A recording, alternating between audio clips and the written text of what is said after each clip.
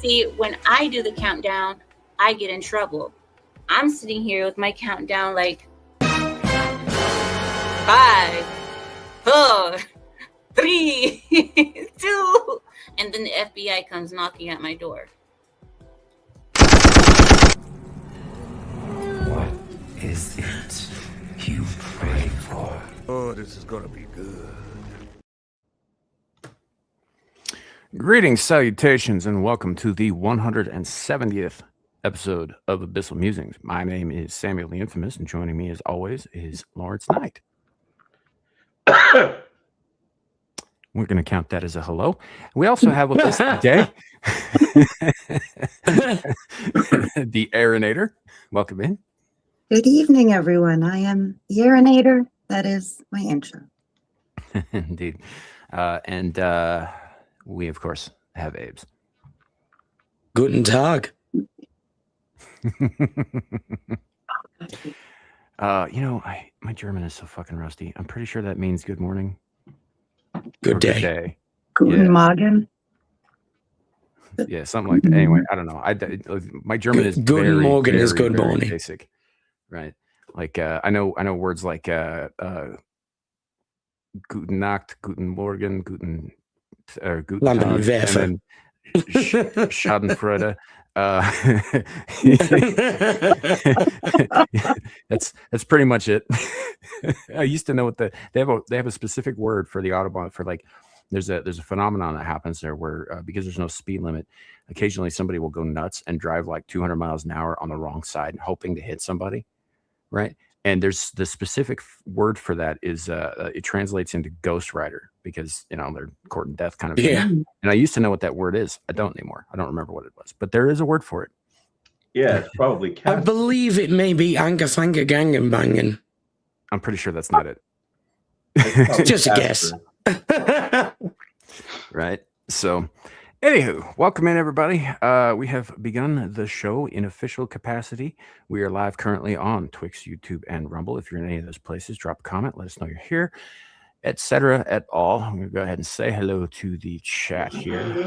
Also, I did want to mention something before we get started with other stuff here, but we'll get to that in a second. First up, we got Aaron Laura. We have Mr. Beak. Good to see you, Beak. We have Jacob Gallo. Howdy. We have Kohai Masochist. Hail. We have JB just popping in. Howdy. Good to see you, man. Down here, we got old Blindy with us tonight. Ghost Rider. I think Reiter is part of it. Which reminds me, by the way, there's a great band out there called Apokalyptischen Reiter, which is fantastic.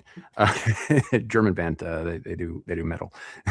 Anyway, do you know them? Yeah. No. Yeah. No, they're great. I fucking love their shit. Yeah, love them. Anywho, I think there's a D in front of all of that. So anyway, it's basically the Four Horsemen of the Apocalypse Riders.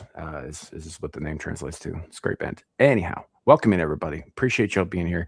And before I pass the mic over to Larry, I do want to say, y'all are aware of the Pooniverse, right? Coming out is where they're taking all those like childhood, nostalgia things and turning them into like slasher flicks, like Blood and Honey, Bambi the Reckoning, etc. Which, by the way, Bambi the Reckoning's out. I didn't even know it was out. I thought it was still yet to come. I'm gonna have to go watch that now. The other day, I saw a trailer for the final installment before the Pooniverse movie happens. And yes, they're going to do an Avengers-style movie with all of these fucking psychotic characters in them. For a second when you said Pooniverse, I thought of something completely different. I'm sure you did. Yeah. I'm sure you did. Well, you did say it like that. It's the Pooverse. No, it's being referred to by fans as the Pooniverse. Sound like you said pubic verse. No. The Pooniverse is Sam's life. Yeah. So anywho, this final installment is called Pinocchio Unleashed. And I am intrigued. I will probably watch it, but I do have one major gripe that I got to get off my chest about this trailer. It showed, as far as I can tell, every major kill in the fucking trailer. Uh-oh. Well, I didn't know that until you said something. Thanks, Sam. Hopefully there's more. Once again, you have spoilers. I'm just saying, like the movie's not even out yet, and they're basically showing you everything in it. And that they've got to learn to cut trailers better than that. And Sam just spoiled the spoilers. Thanks, Sam. We all know that. Sam We all know it's about just killing. did what Sam does. You know, I mean, I hadn't watched the trailer, Sam.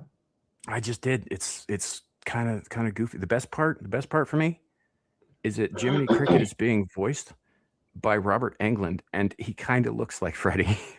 Wow. No fucking way. Sam. Thanks for ruining the surprise. Hey, what? Okay, we should watch this. I am good. I have to find it, but yeah. He just ruined it. I'm just actually I don't know if we can get away with that on account of it's very graphic. I would do it. But then again, I mean, you just ruined it for us. You might as well ruin your channel too. I didn't ruin fuck all. It's a trailer, Larry. I wasn't gonna watch the trailer or nothing. You can be, hey, show all the major kills. If you didn't know there were going to be kills in this movie, I don't know what to tell you. You said every major kill. So now I'm tempted to watch the trailer, and if I do, it's your fault. I want to watch it now. Unequivocally untrue. No, it's definitely irrevocably true. That's no, because you still have a choice. There's always a choice. And if I don't know, man. Watch it, it's your watch the trailer. I wasn't tempted to watch the trailer until you said something. I don't know why you're picking a fight with me over this, man. I'm not picking a fight with you. You're absolutely picking a fight with me. I'm going to tell Amira first thing tomorrow. All right, have fun with it. And he's going to tattletale. Yep. Oh, I'm sure. That's what I just said. I'm sure. You know. So, anywho, that's all I wanted to say about that. It was I'm sort of excited, but now I'm kind of deflated in that excitement. So, fuck, I want to watch it now. Yeah. So, anywho, damn it. That said, Larry. Well, I guess the only solace I have is that it was a letdown for you. I just think they should cut the trailer better. They shouldn't show you everything in the trailer. You know, that's not going to make me watch the movie more if I see all the major. If it's got as long as you didn't enjoy it. I don't know what this hate on you got for me tonight is, but I have no. Larry's got some pure Schadenfreude shit going on. You don't know. So you don't know what you just did. You just came out. You just trashed the movie, and you just trashed. I didn't trash the movie. I trashed the trailer. You want to watch it because I didn't like how they cut the trailer, which is what the point of the comment was. Yes, Sam. Sam, shut the fuck up. You're not helping. You ruined the movie. Yes, Sam. Larry, if you keep boohooing, I'm going to call you Aaron. I don't care. There's a guy that I know in LA that he hates any little type of spoiler. If you had said what you just said to him, the last person that did something that did exactly what you did, he wouldn't speak to that person for 6 months. That sounds like a personal issue that he should seek help for. Yeah, a little bit. I agree. That seems a bit excessive. It doesn't take away the fact that you would have ruined it for him. See, Larry, here's the thing. This is where you're losing me with this spoiler shit, right? You know it's a horror movie. You know it's going to be a slasher horror movie. Ergo, there are going to be kills in it. I did not spoil anything aside from the fact that it's got Pinocchio in it and that Jiminy is being voiced by Robert Englund. Those are the only two things I mentioned. Don't tell him about Velocipasta. That's not what I'm talking about, Sam. That's not what I was talking about. You said that that's what I meant. That's not the part that I was talking about. Well, be clear in your accusations then. Because Sam, I was as clear as clear eyes. You were as clear as muddy fucking water. You said every major kill was shown in that trailer. As far as I can tell, every major kill was shown in that trailer. Having not seen the movie, I could be proven wrong. Then why say it if you don't know for a fact? Oh my God! Because Jesus Christ, Larry. Because the trailer should be there to entice you to see something, not just show you the whole fucking movie in 30 seconds. Okay. True or false? All right, just get a room. Get out your systems. I'm just saying. Anyway, moving right along. So, as you guys know, I will be going to Mega of the Con, and I have secured 2 uh, opportunities with John Carpenter and Queen Cersei herself, Lena Headey. Nice. Then a whole bunch of more people showed up. Brendan Fraser is going to be there now. Pretty much almost the entire cast of the Mummy is going to be there. Oh shit! Almost all of the Lord of the Rings cast are going to be there. The only one that's missing is Aragorn. Everybody else is going to be there. Who else? Man, so many people are showing up. It's getting harder and harder. And some of these guys ain't cheap. And here's my gripe. So Another one. with James Marsters, the guy that plays Spike from Buffy. So it's not a TV show. It's not a TV show, and anybody can go on the website and check and see it for themselves because the autographs are plastered everywhere. So, like I was saying, James Marshall's autograph is $50. Now, let me ask you. I don't know, man.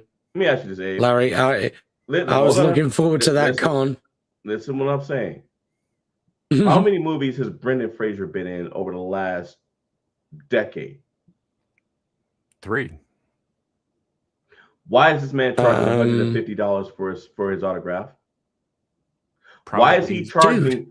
Hold on. Why is he charging the same amount of money as John Carpenter for an autograph? Actually, no, I take that back. He's charging more than John Carpenter for an autograph. Because he's Brendan fucking Fraser. George of the Jungle, bro. He was in The Mummy. He was in Blast from the Past. I mean, the dude was. And then his career. Fucking love Blast from the Past. And then his career fizzled out, and he couldn't get a job for more than a decade. He was blacklisted. He was blacklisted because he got bad touched. Yeah, and he's just now getting back into the groove, which is great. But I'm like, bro, you charging a bit much for somebody whose career is just now coming back on track. What do you think would be a reasonable price? You're charging more than one of the most famous directors out there ever. And you're charging more money than he is. So what would be a good price, do you reckon? For Brendan Fraser at this point, $10. Yeah. No, I'm just kidding. $10? I would have said somewhere between 60 and 100 would have been cool, you know. But like for a photo, it's like 150, like 100. For a signature, I'd be fine with like that. 125. If for a photo, if you want him to sign anything else, it's like 135. And I'm like, for his career to have been what it's been for the longest, I think he's because they make their own prices. He's overcharging a little, quite a bit. Lena Headey isn't charging that much at all. What are her prices? I think it's like $100, and I think that was for the photo. But for a photo op, her autograph was $60. For Lena Headey, that's that's her price. They set their own price. Well, I mean, there's your answer right there. They do set their own prices. They set their prices what they think they're worth and what they think they can get. Yeah, and that's fine. You know, that's fine.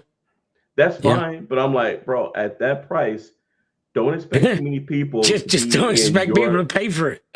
Don't expect too many people to be in your line when you're charging that much. Considering the lineup that's showing up now. I would say a week ago he could get away with it, but now, all these names that are popping up. I think you're going to be surprised at how many people are going to want that because a lot of people are really happy that he's getting back into the game. I mean, I'm not saying that he's not going to get any signatures. I'm not saying that. What I'm saying is that I don't think he's going to get as many as he could get. Yeah, I mean that's fair. You lower the price a little bit, but you increase the number of sales, and you do end up with more money in the end. Yeah, that's true. That's all I'm saying. But I mean, personally, I think the guy is worth it. You know, and there's nothing wrong with charging what you believe you're worth. There's nothing wrong with it. But I'm like, you got to take in an account of where you've been for more than a decade. And kind of drop your prices a little bit because I guarantee you, I'm not the only person that's thinking, okay, I like you, I'm glad you're back, but you are overcharging because now I've got to choose between you. If I want to get an autograph from him, now I got to choose between you, John Carpenter, and whoever else that's charging around the same amount of money. I mean, he has had a fantastic comeback, though. Yeah, and he's also probably banking on the fact that they just announced a fourth Mummy movie with him and Rachel Weisz. And I think Arnold Vosloo is coming back too. I'm sure that's what he's doing. Wow. I'm sure that's what he's doing.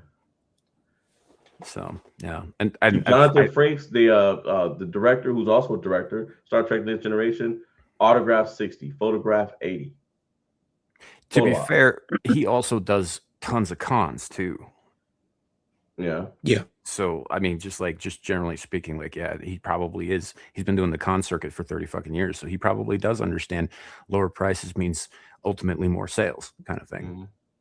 Well, most of his income, I think, largely comes from residuals, doesn't it? And then the rest is from cons. Yeah, and whatever he gets paid for directing, because he does a lot of television episode directing. I think he just retired from directing too. He just retired. He just directed his last Star Trek show or film or something to do with Star Trek. He directed an episode of Starfleet Academy and said, "You know what? I think that was I'm fucking done." No, he was just like, "Oh my god, I made the right decision getting up out of here." Yeah, he may, but I mean, dude's also approaching 70 years old too, and he's probably looking to settle down and stop doing the things. But it wasn't just Star Trek he was directing; he was all over the place. He was directing. He's directed all kinds of stuff. But yeah, no. As far as Fraser goes, though, man, I don't know. I think A, he's capitalizing on upcoming projects, and B, the dude was a legend in the 90s, and most of the people who go to cons were around then. Yeah, like I said, I'm not saying that he's not banking on anything, but I'm saying I think if he had dropped his prices a little bit, he would get more people. Because, like I said, with what he's charging, okay, well now you're competing with Carpenter. You're competing with he's competing with Alec Baldwin. Dude, Alec Baldwin. He shot somebody. Come on. Yeah, and got the nerve. He to take a photo with him. He won $120. A premium autograph, he wants $130, and a regular autograph, he wants $100. Man, you ought to be thankful. That's ridiculous. You ought to be thankful that they even let you in the con. I mean, how much? I'm halfway tempted to just stand in line, walk up to him, and just say, "Hey, how much would it cost me to get shot by you?" I mean, I would be a little more subtle than that. I would ask him how much for an autograph of him holding his wife's purse. But that might get you punched. One thing he's known for is having a shot, and that's the important thing. That just say, I want to get a photograph. How much does the shot cost? Be sold. He probably wait for you for free. Stand and then call him a murderer and then walk away. He'll have you, man, with that temper of his, he'll have you thrown out the con. Yo, we just got raided by Sevi Love. Welcome in. Good to see you. Is that what that is? Welcome. What's going on, Miss Love? But yeah, no, I don't know. I mean, I would probably, if I were president, I would probably at least go talk to Fraser, because I mean that man's been through some shit, and frankly, he's always been entertaining as fuck. Even when he started doing his comeback, like he did the movie called The Whale, where he played the guy in a fat suit. Well, the guy was fat; he was in a fat suit, and then immediately after that, I think he played Robot Man on fuck was that show called? The Doom Patrol. Which I might be the only person here who's seen any of that, but yeah, I've seen all of it. First season's fantastic. After that, it gets really, really bad. But it gets almost as convoluted as the comics. When Danny the Street came out as non-binary bisexual, I was like, this is fucking retarded. It's a street. You might as well watch the ending of Stranger Things. Yeah, it got super, super fucking gay. But the first season is really great. Alan Tudyk plays the bad guy. I'd highly recommend the first season of the Doom Patrol. It's very good. After Yeah. that, not so much. Okay. And Aaron's just like, all of this is going over my head. Like half of the stuff here, right? Right? I'm just looking at you. I'm just looking at Jared. You're like, I'm just trying not to fall asleep. I'm talking to the Well, chat. What are you? God, We got Larry, Vagabond in just chat as well. stop it. What's wrong with you tonight? I'm just saying. He forgot his Wheaties. Actually, I actually just had a bowl of cereal before we came on. But it's funny. As you guys know, tonight we're starting that choose your own adventure game that we told you guys about that we've been working on. So I intentionally didn't tell Amira about it because you know how it is, Sam. When we're on her channel, she goes, "What's up, Cavi?" She goes, "You guys are nerds." She comes on and has a good time with us, and then goes on her channel and calls us nerds. What's up, Vagabond? Mm-hmm. So I left her out of it. I was like, okay, well, she's not gonna want to be involved with this, so I didn't bother contacting her. So I messaged her tonight because she likes to come on and she wants to have deep discussions and stuff like that, which is also fine. But I gave her a heads up. I said, hey, what's going on? Cool gamer. So I said, hey, just giving you a heads up.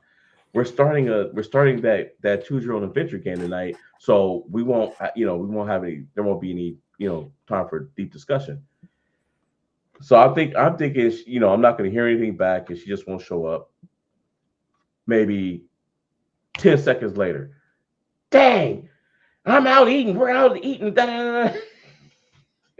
Like, oh, okay. Well, I guess I was wrong. Apparently, she did want to be a part of it. Yeah. For the Yeah. Uh-huh.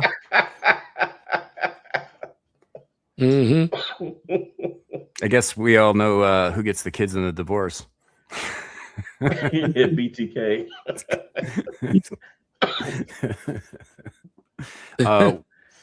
Welcome in, everybody. For those of you who are new here, this is one of 2 panel shows we do over here. In case you were interested, this one's a little bit more lighthearted. We do games, we do trivia, we talk about fucking random stuff, and generally have a good time. And the other one is tomorrow, Screaming to the Void, 4 p.m. Mountain Time, where it tends to be a little more serious. Sometimes it's not. It's the X-Files of the channel. It can be. Yeah, some political stuff, some other stuff.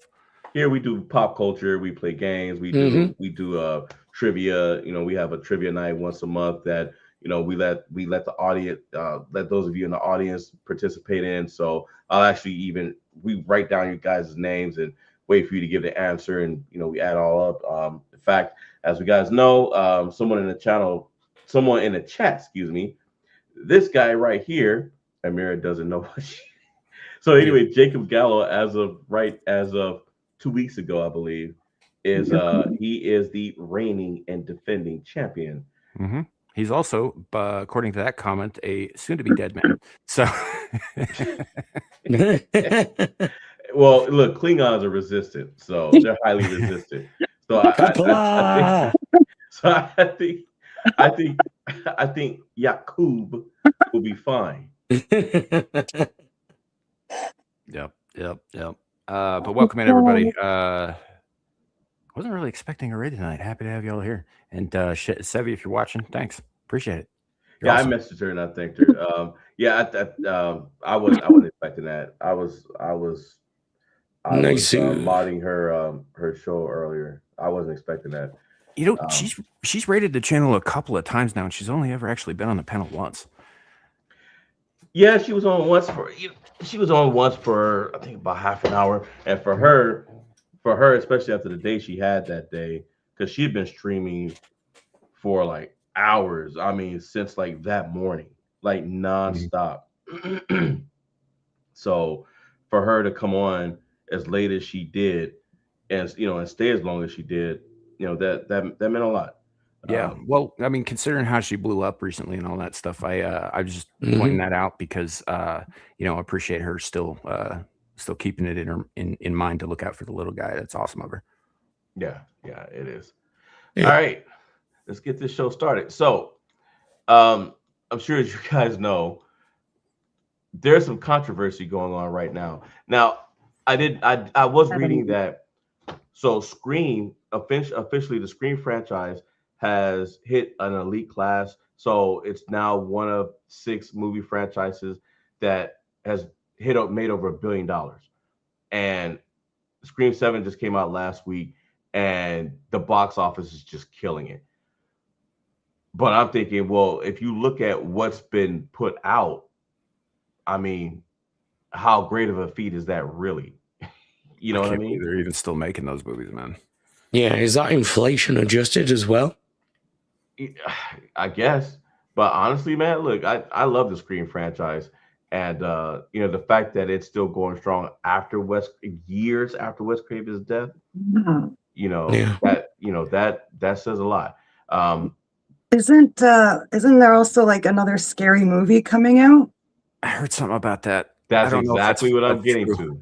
That's exactly what I'm getting to. So now the trailer is out on YouTube. Of course, we can't show it because we don't want to get copyright struck. But from what I saw, it was hilarious. It didn't get all wacky. You could tell that the Wayans brothers, their fingerprints are all over it. It reminded me of Scary Nice. Movie 2. So it's like wacky but sensible. It didn't get just flat out stupid after they got, forced out of the Yeah. franchise. I'm honestly way more hyped about Scary Movie 6 than I am for Scream. I'm 7? You're right. Is it? Yeah. No, and you Yeah. know what? There's nothing wrong with that. I mean, it gets to the point where it's like, okay, how many people in the world hate Sydney Prescott enough that they want to kill her? all of them apparently. Man, I gotta say, I tapped out of the Scream franchise after the third one. Well, the third one sucked. I don't Yeah, think anybody's it did. gonna blame you for that. Yeah, no, that was the last one I Yeah. watched. I was like, yeah, I'm done. Yeah, the third one was horrible. Now the fourth one I liked, and they did the right thing, because the third one was so horrible that they had to take a break. They took years off, and they Yeah. had to, because that 3 was just Well, it became radioactive That property. bad? Nobody wanted to touch it. yeah it did. And I think the same thing happened with Scary Movie. Is just that it just got silly, without the Wayans brothers. It didn't make any sense. But I watched the trailer, and I gotta agree with Abe. I mean, if both movies were out today, I would go see Scary Movie. I'd go see that one first. I gotta ask here what your definition of silly is, because if I recall correctly, in the very first Scary Movie, there's a scene where a guy gets off so hard that he pastes his girlfriend to the fucking ceiling with his jizz. That's the second one. Is that the second one? That's Okay. the second Come one. on, Where we've they're all stuck in been that- there. They were stuck in still that running TV. shit at the time. We've so- all been there. Yeah, but I mean, look, the Scary Movie is meant to be wacky, but I'm just saying, after the Wayans brothers left or got pushed out or whatever happened, 'cause I know there was some fighting with It the was studio. corporate bullshit. It just the wackiness just, Evolved. it's hard to say. It just didn't make any sense. It was just like they were just doing stupid stuff just to do it. So Mhm. refresh my memory a little bit here, because I didn't actually follow all the behind the scenes shit with this. Did the Wayans essentially basically lose control of the property to the studio? I think the studio tried to jack them out of their property. It's the same thing Yeah. that happened what happened to their brother Keenan when he did In Living Color. And Living Color started doing so well that Fox basically, I'm just gonna say it allegedly, because my opinion, but Fox basically stole it from him, Yeah. and he got pissed off, and he walked, And of course, Yeah. his brother, now Damon, left because his movie career was taking off. Oh yeah. And And I mean, dude, Keenan was a comedic fucking genius and a hell of a director. He should have. The In Living Color. What happened to that show was a fucking travesty. yeah, I mean, but back then Fox was doing that, and and I'm not one to get seriously talking about race and stuff like that, but Mhm. back then in the early '90s, anytime that they would put on a black themed show, and I'm guessing that they thought that it wouldn't do good, and then as soon as they would do good, if they would start doing good, then Fox would kill the show. So, for example, like Martin. Oh, I Martin is remember the Martin. only show that I've ever seen that literally got moved to every day of the week because Fox was trying to kill Really? it. I think they even put him up against Roseanne at one point. They did the same thing to Firefly. Yeah, I heard rumblings that there's a new season of Firefly coming out. It's as far as I know, it's just a Possibly. rumor. We don't know yet. But Well, Oh there's my a God. trailer. There's a trailer of Nathan Fillion walking up to. yeah, it's on his podcast website. Yeah, I've seen that. Yeah. I've seen that. So- But it's Yeah. they don't specifically say anything in that though. They just kind Right. of imply. So I there's probably talks being had, but as far as like concrete, I don't think anybody knows that, but people who are directly involved Just it won't be the same without Wash. or And a Ron trailer. Glass. No, BTK. Anna Faris is in Scary Movie 6. She's very much alive. Yeah, no, she's fine. She just I think after the whole mom debacle, she kind of stepped away from acting for a while. Yeah. And in Scary Movie 6, she looks like Grace Randolph. Yeah, her hair is like she's a blonde, like because a lot of people don't know because you used to when she's Cindy, you used to seeing her with black hair. So I didn't know Mhm. until years later that she's actually a natural blonde. I had no Oh, yeah. idea. So Yeah. so in Scary Movie 6, like in the trailer, she looks like a cracked out blonde. Like Yeah. her hair is all over the place. It looks crazy. Well, she was featured very heavily in a lot of like off-color comedies for a while after Scary 6 or Scary Movie, and Yep. like she was always blonde in everything except that. And the only reason they dyed her hair was so she looked a little bit more like Nev Campbell. Yeah. Which is like honestly, I don't know what the hell happened to her career because whatever it was is a damn shame because Anna Faris is one of the funniest fucking female actors out there. Oh, definitely. She's very Without a funny. doubt. Yeah. You know, I think Hey, she was maybe- married to Chris Pratt for a while too. They have Yeah. kids and such. Yeah. Yeah. Well, you know what? I mean, maybe she's Oh, pulling really? a Brendan Fraser. Mhm. Yeah, she was with Chris Pratt. Damn. But maybe she's pulling a Brendan Fraser. You know, maybe she's making a comeback. I don't know. But yeah, so Marlon Wayans, he co-wrote this. Okay. It says star. Okay, star and co-writer. Yeah, Marlon Wayans said the new film is just about reviving the spoof genre. It's about pushing back on what he sees as a more cautious comedy landscape. And this is what's causing the storm right now. Because when you watch the trailer, and they warned them too, and the trailer says every line will be crossed. There's a girl that's standing on, she's on the subway, and she gets killed by Ghostface. And then some guy goes, "Oh no, he stabbed her." And then as she's dying, she goes, "I'm not a her, I'm a they, them." He stabbed they, them. And now the alphabet community is all up in arms. I'm not saying everybody is. Because of but the kill your gays trope. Yeah, because he used the pronouns, yes. Even though they're making fun of everybody in that movie. But Yep. you know, you're always gonna have people that just can't take a joke. Well, we'll see. I'll actually check this out because I think if anybody can revive the comedy genre in film, it's going to be the Wayans brothers. Yeah. Or the Wayans Here Oh, it brothers. for is. sure. They quoted it. "I'm not her. My pronouns are they, them." The victim corrects her. "He stabbed them." Even Ghostface appears confused, highlighting the absurdity of the moment. Audiences who may object to that are warned between cuts of various gags that this summer there are no safe spaces. There's Anna Faris. She does look like Grace Randolph. That's funny. Yeah. So and here's her as Cindy. Quote, "I'm a Republican now, so I'm supposed to be racist." And then Regina Hall, inspired by Octavia Spencer's character in Ma, replies, "Oh girl, I think all white people are racist anyway. Come here," and they hug. And that's how it goes down. Look, I you know what? I'm actually kind of looking forward to this now because I miss when the Wayans brothers were the kings of comedy. I miss that they inspired. They basically so like the spoof obviously became a thing in the 1970s with films like Airplane, and then later on in the 80s, Yeah. Naked Gun, and Leslie Nielsen was like the king of the spoof for decades.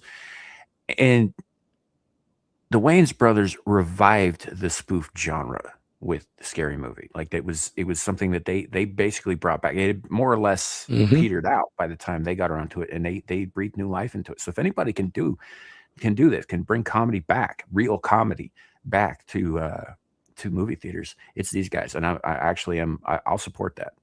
Yeah, me too. To this day, I still say that one of the best comedy movies ever made is Don't Be a Menace to South Central whilst drinking your juice. Oh man, yeah. That movie It's is hilarious. brilliant. It's brilliant. How's your dad gonna be a couple of years younger than you? I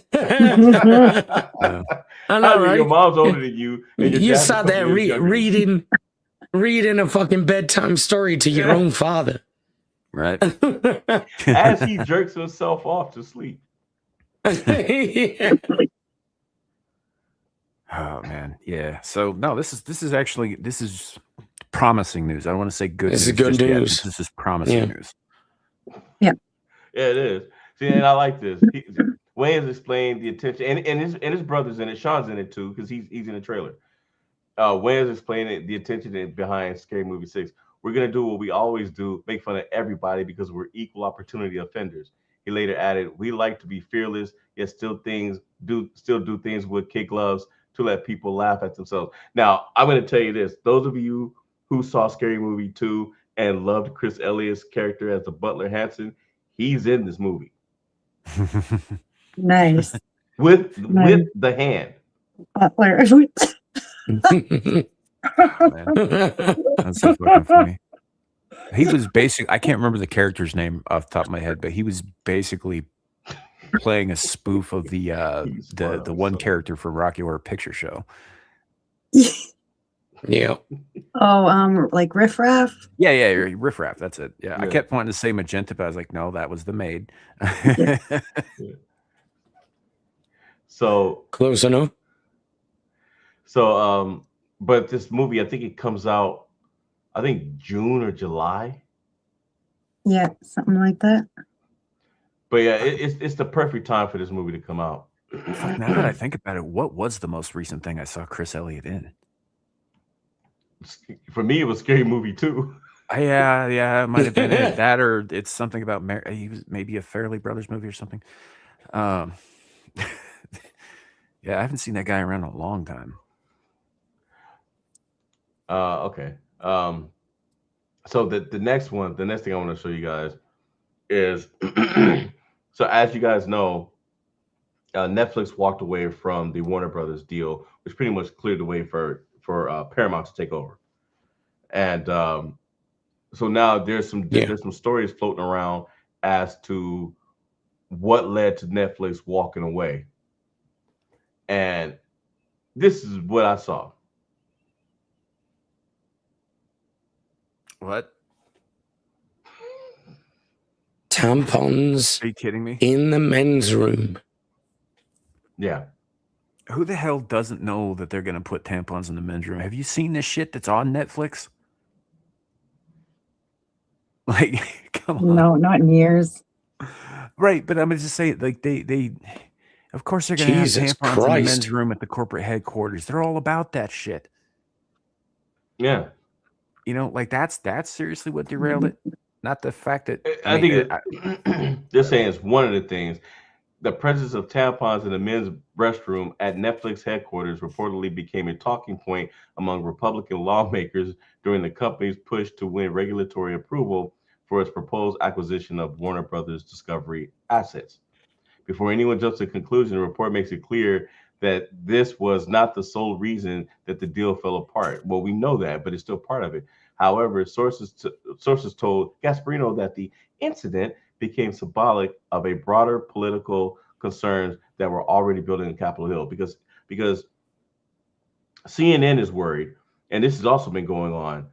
A lot of the talk show hosts that parade themselves as journalists, in my opinion, are all panicking, thinking that they're going to get fired, and that Donald Trump is the boogeyman, and he's going to come and get them all now. And so it caused so much panic that one of the owners of Paramount had to come out and promise them that CNN was going to remain independent. Okay, well, that's fine. CNN can remain independent, but that doesn't mean that you guys aren't going to, that you're not going to issue out some pink slips. That doesn't mean that that's not going to happen, right? And so a lot of the quote unquote journalists and staff at CNN were crying and complaining, and they were saying, they were like, well, why did Netflix leave us, and why didn't they should have just fought for us, and and they should have saved us from Donald Trump, blah blah blah. And then I see this other article, and I'm reading this article. Another one pops up. Donald Trump owns shares of Netflix. Regardless of who got the sale, he was going to make money anyway. I mean, because that's the whole point of diversification. Not only does he own shares, Netflix has a lot of debt. Trump bought a lot of that debt. He bought their bonds.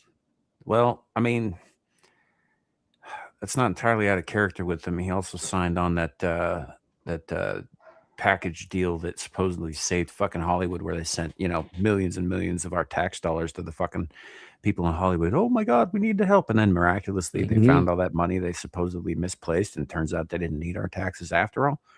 That was under Trump too. Well, you can't sue them and get it back. Technically, I mean, you are a taxpayer. Yeah. Sure, I'll do that. I'll sue Hollywood. I don't know why I didn't think about that. Like, we could sue these people and get our money Go on, back. Sam. Sue Trump. How dare you? It's not surprising at all. And as far as like these mergers, who's merging, who's buying who, and all that, it's like I don't think any of that shit matters. All three of the companies that you mentioned here, Paramount, Warner Brothers, and Netflix, all of them are up to their fucking balls and woke. And it honestly, it doesn't matter who acquires who. It really doesn't, because whoever ends up on top is still gonna end up fucking their customers over. Yeah. Well, that's one outlook. It's one way to look at it. Whoever wins, we all lose. Well, profit is the name of the game. Well, I'm not losing. I don't have to watch what they're putting out. I can grab a book and start reading. I mean, yeah, that's not a bad idea. Reading is fundamental. Or I can do what I've been doing the last couple of years, which is mostly just watch YouTube streamers. The content is more enjoyable. There's only a couple of things that I watch on TV and on I guess you could say cable or streaming. So I mean, that's kind of the way things have been going for a lot of people anyway, and part of the reason that the streaming wars sort of fizzled out, generally speaking, is because people just kind of stopped watching streaming services en masse in favor of stuff like this. Not that they watch us like that, but like of stuff in the like UK, this. In the UK, the government is now actually taking steps to try and apply the TV license to people who watch YouTube. Yeah, I heard about that. That's I heard about that. Retarded. I also saw something that said I saw an article that said that in 2027, YouTube is going to require that you show proof of your age in order to comment on people's videos. Yeah, wouldn't surprise me. Aaron Laura's right. Eventually, everyone will merge under Pizza Hut and Taco Bell, and then we'll have the franchise wars. Yeah, that is 100%. Man. And not only will Taco Bell win, but they're still not going to tell us how to use the 3 seashells. No. They'll never tell us. I was actually thinking about this the other day, and I was like, I'll bet you the 3 seashells are for like scooping. I'll bet you that's what they're for. Yeah. I don't know, man. I don't know. Sandra Bullock did a thing not too long ago on some red carpet or other where somebody asked her yet again what the 3 seashells were, and then she was like, well, the director took me aside not too long ago and he told me the secret, but he swore me to silence. And I'm like, that bitch. But why the fuck would she know? That's if who the fuck is asking these actors these questions? But she could have been lying. She could have been. Yeah, I think she probably was. I think she was just having fun with the idiot who asked the question. Yeah, she was just fucking with him. But even so, that answer's kind of fucked up, man. But it's the answer you would have gave. Yes, but I'm an asshole and a well-known one. She's supposed to be America's sweetheart, for Christ's sake. Since when? Since she was in America's Sweethearts. She wasn't in America. Apart from that time that she married a that neo-Nazi. Whatever. Freaking what's her name? Maybe I'm thinking of Miss Congeniality. That was Julia Roberts and Catherine Zeta-Jones. Yeah, I'm thinking of Miss Congeniality or whatever. But yeah, American Sweethearts was a good movie though. That movie was funny. Catherine Zeta-Jones from Wales. Mm-hmm. You know, I liked watching Catherine Zeta-Jones's movies, particularly Entrapment. Oh, I'm sure you did. There's one particular. I'm sure you did. That's I'm just saying. Had you entrapped peak with cinema. That black suit on. Peak cinema. I peaked watching that cinema. I bet you did. About 38 seconds in. Yep. 39. I'm not ass. Yeah, good stuff. She was pretty good in Red too, though. I'll say that. Yeah. Assuming everybody here saw Red too. It was good. If you haven't seen it, you should watch it. That's hilarious, man. But yeah, no, she's done a lot of good stuff. Sam, you're not. Oh,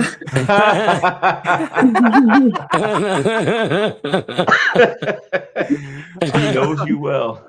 Oh, that's good. Right, That's good. I'm gonna have to remember that. Nice. Somebody clip that. Cavatena says I would risk Damn, throat cancer Kevin. too. Don't do it, man. It's not worth it. Yeah, He did. He did recover. Yeah. Yeah, but how's his voice now?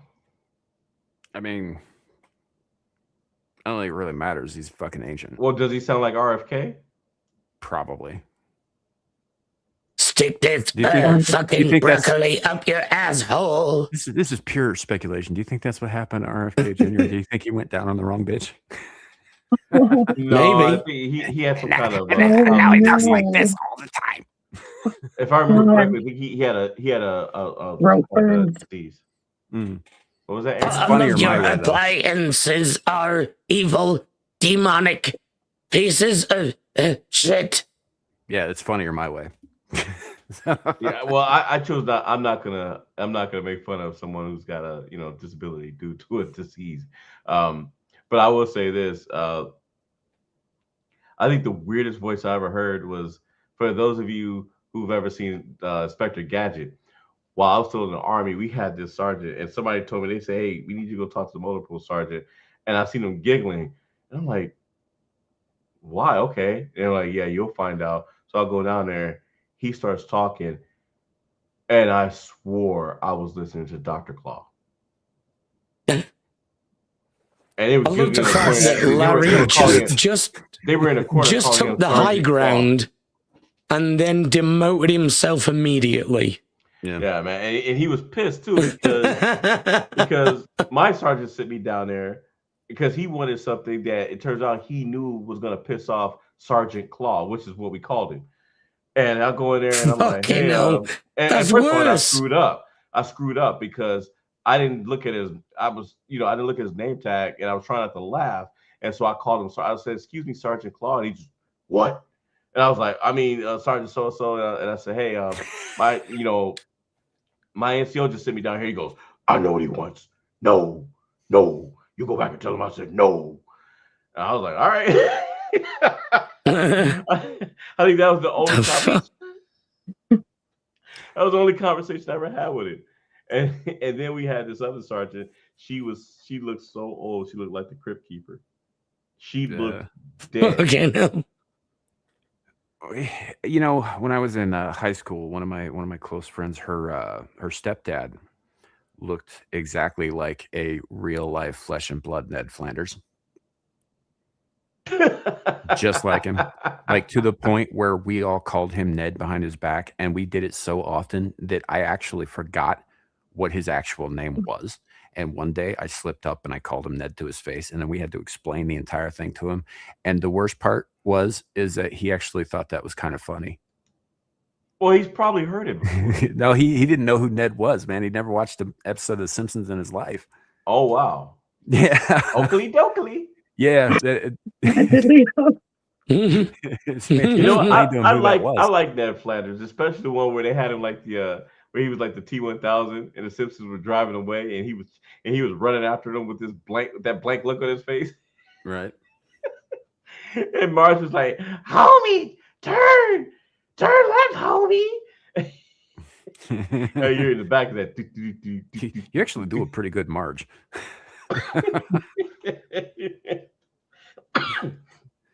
I actually went to school with the son of one of the artists for The Simpsons, and he actually taught us how to draw Bart and Homer. He taught us how to draw them. Believe it or not, to me, the hardest one to draw is Marge, because each of those lumps on her hair, those lumps have to be exact. You have to count. They have to be exact. Yeah. Well, they got to be consistent because they if they're doing animation cells. So, but yeah, the creator, that's his art style. Basically, all the animators they have on that show had to learn his art style. Learn his style. Yeah, Matt Groening, I think his name is. Yeah, same thing happened in Japan with it was it Miyazaki, I think. Yeah, the guy who does all the Studio Ghibli stuff. Like, he doesn't do a lot of the animating anymore, but they all had to learn his style. All of the people who worked for him and mimic it, to basically perfection. And he is a perfectionist and kind of an asshole. But Groening used to be a cartoonist before he got big with The Simpsons. He used to do these little comic strip books called like Work as Hell, involving this one-eared bunny named Binky way back in the day, and this pair of homosexual twins who wore fezzes on their heads way back. And then he got big with the Tracy Ullman show with the Simpsons and all that stuff, which is why we're all so familiar with his art now. But All right. That had nothing to do with anything else. It was the interesting fact that I have. I mean, fact is a fact, right? Yeah, it's a fact. So, but with Homer in particular, because Groening has actually put out instructional videos on how to draw certain things, like himself, like where he's doing it. And with Homer, if you look at the profile of Homer's head, right, the way his hair is and the shape of his ear is Matt Groening's initials. Okay. Yeah, they are. Honestly, Homer and Bart were the easiest to draw for me. I didn't even bother with Maggie.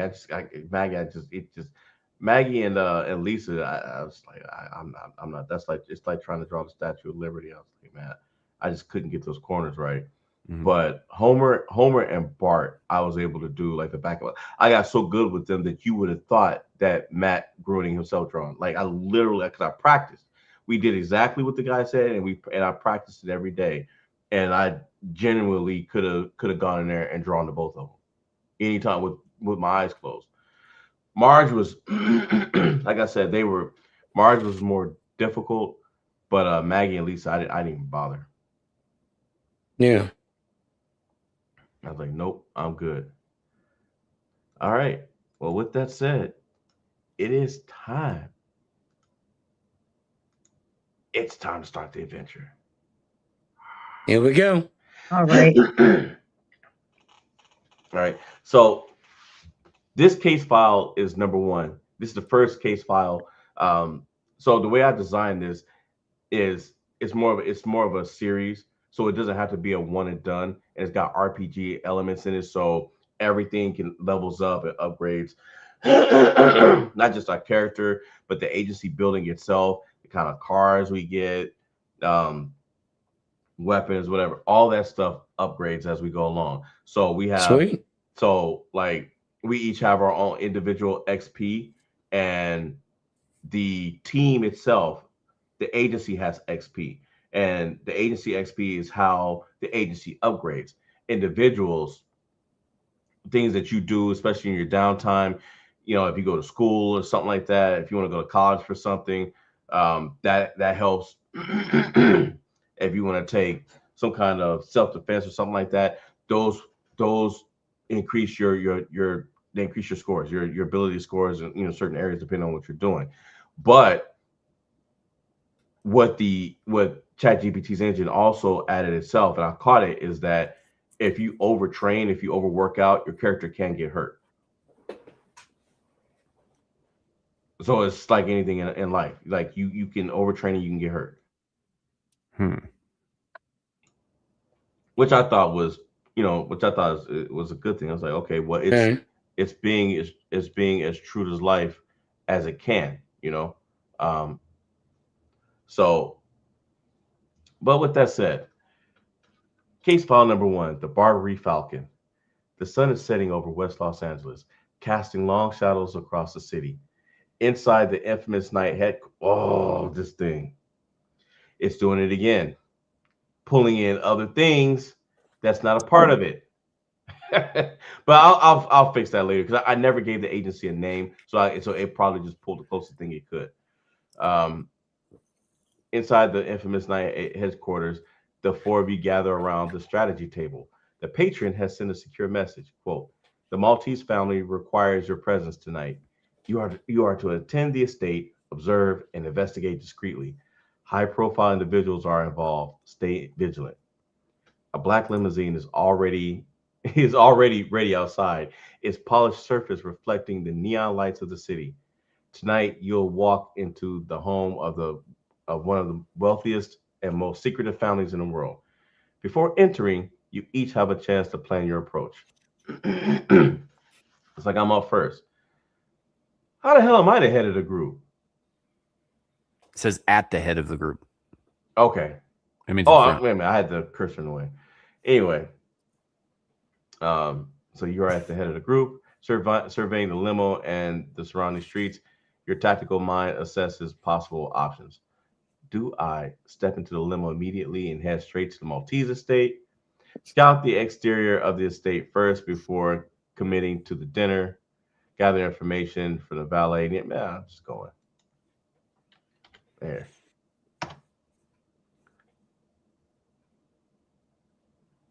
All right. I motion to the team to hold back while you move closer to the gates. The estate is impressive. Sprawling gardens, security cameras perched on every corner, and several uniformed staff patrolling the perimeter. From your vantage point, you notice a few details. One of the side entrances seems less monitored, perhaps a potential stealth entry point. 2 staff members are exchanging hushed words near the fountain. They may know tonight's secrets. The main driveway is busy, but the gate security appears routine and professional. Your observation gives the team a clearer idea of the estate layout and potential entry strategies. Aaron, it is your turn. You've seen Dylan surveying the estate using your spy training, because Aaron was a spy. Oh, yeah. You can, quote, move to the side entrance and try to get a closer look at any hidden access points. Approach the staff near the fountain and eavesdrop on their conversation, or follow Dylan's lead and continue scouting the main perimeter with him. What will you do, Aaron? You can also do something custom.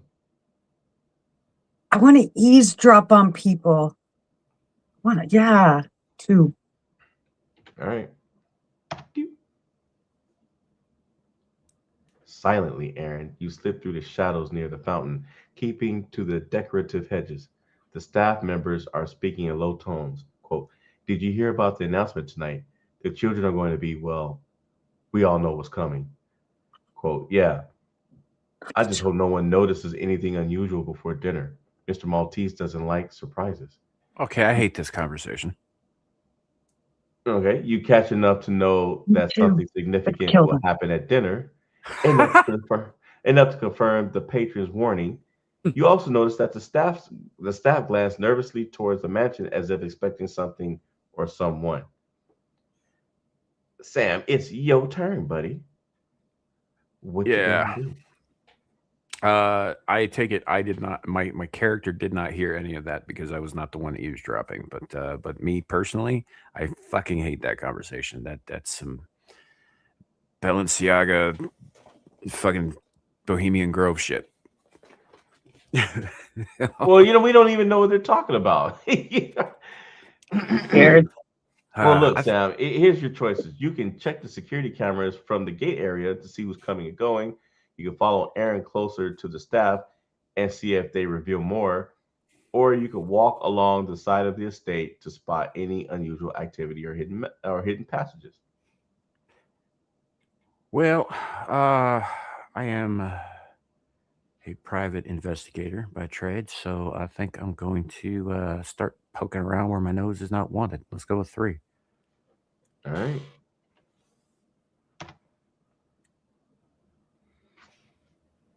You move quietly along the less trafficked side of the mansion, scanning for anything unusual. The perimeter here is lined with tall hedges and statues, giving you some cover. Your instincts pay off, Sam. A small service door, partially concealed by vines, seems lightly secured. It could provide discreet access inside. You notice footprints in the gravel that don't match the uniform staff. Someone else has been here recently. From a distance, you can hear faint laughter and glasses clinking from the main dining hall. Dinner is already in progress. It looks like there may be more than just the family inside, potentially a hidden visitor or someone preparing for tonight's events. Abe, it's your turn, buddy. What you gonna do? You gonna approach the side service door to investigate further? Loop around the main entrance and observe how the guests are arriving, or blend into the gardens and see if you can spot anyone sneaking towards the mansion unnoticed. 3. He's going to homer it. I guess. Yeah. He's going to blend into the gardens. You melt into the shadows of the ornamental gardens, moving quietly along among the hedges and the fountains. Your instincts immediately pick up subtle movements. A figure dressed in black slips past a side wing of the mansion. They're carrying a small wrapped package. Another shadow moves along the balcony above the dining hall, seemingly watching the guests inside. The main gardens themselves are quiet, but the wind rustles leaves in ways that could easily conceal someone approaching from the east side. It seems the estate is more active than expected. There may be intruders or insiders planning something tonight. Team decision point. The 4 of you have gathered valuable intel. Dylan spotted side entrances and gauged the estate's security. Aaron overheard staff murmuring about tonight's announcement.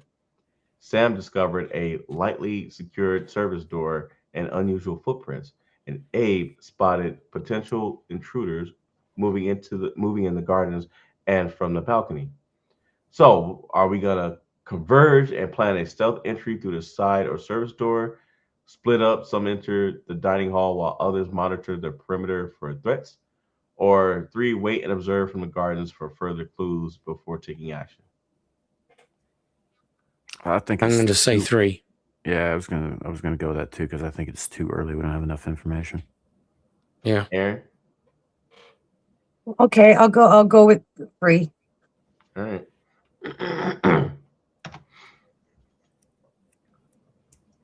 All right. The 4 of you crouch behind hedges and fountains, eyes scanning the estate. Darkness deepens, and the estate lights cast long shadows across the grounds. You notice the mansion doors open, and elegantly dressed guests arrive, escorted by valet staff. The family's children are entering, chatting and laughing, but some seem tense. On the balcony, the shadow you spotted earlier moves again, this time pointing towards one of the arriving guests. The figure with the wrapped package moves closer to the service entrance, glancing around cautiously. From your vantage point, you can choose how to act next. Move closer to the mansion, keeping cover to get a better look at the family and guests. Intercept the figure with the package before they enter the estate, or focus on the shadow on the balcony, trying to figure out who it is and what they're signaling. Who wants to act first, or do you act as a team? I still think we should go with number 1. Keep cover. I'm wondering why we Observe. can't just go in. We were sit there, so why are we hiding around, hiding in shadows and stuff, and we were invited? Yeah, like that occurs to me too. Like if this is not a Yeah, just go in nefarious there. thing going on, then we're kind of running around the property acting like criminals. Yeah, that's what I'm thinking. I'm like, they're gonna be looking at Yeah, us but on like, the flip side, why would this scenario even be a thing if there wasn't something sus going on? Has it occurred to you that we might be the villains? we're not That's the true. villains. We're not the villains. At least Are we better the not be. baddies? We better not be the villains. I certainly didn't set it up like that. Looking at my character sheet, I might be. Who knows? Actually, Abe might be with his, Aaron. You haven't seen his. Oh, Abe, Mhm. not so So, honest. yeah, Abe's character is on some Total Recall stuff. So he may or may not be the devil, figuratively speaking. Yeah, that's IRL. That's not blinded. even in the game. Yeah. My vote is to just go in. I think we should go in and go in the hall, go into the dinner place. Like I said, we were sent there. We were sent there, and it's not like somebody doesn't know that we were coming. Well, Whoever's in charge knew we were coming. Yeah, we'll probably be greeted as we come in, but it's not a bad idea to get a lay of the land before you enter potentially hostile territory. So, Well, we did. I know. That's what I'm saying. I'm agreeing with you. Yeah. No, I mean, I got you. I'm saying that's why I didn't just, just say, well, I'm gonna go in there. That's why I kind of looked around first. I was like, okay. What do you What guys if we think? know exactly who's there? We know One makes more sense. We know that the Maltese family is there, but we also don't know who else, if anybody else, is present. And the only way I think we're going to get the information is by going inside and having our coats checked. Yeah, I think whoever is on the balcony, I think that's probably security.